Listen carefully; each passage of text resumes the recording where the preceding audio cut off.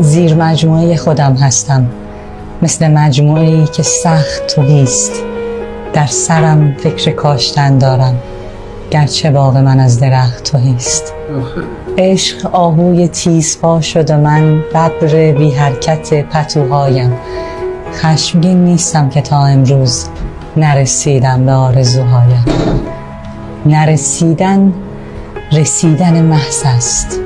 آبزی آب را نمی بیند، هر که در ماه زندگی بکند رنگ مهتاب را نمی بیند.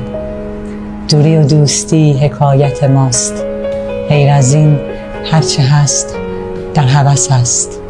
پای احساس در میان باشد، انتخاب پرنده ها قفس است.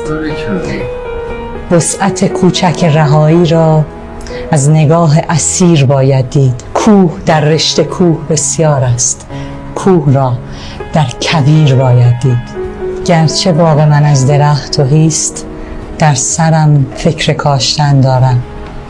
عشق را، شعر را، مکاشفه را، همه را از نداشتن دارم. گفتش که تمام آدم هایی که ورود میکنن به زندگیمون قرار هست یک رنجی رو به ما بدن و این تویی که انتخاب میکنی کی میارزه که به خاطرش رنج بکشی.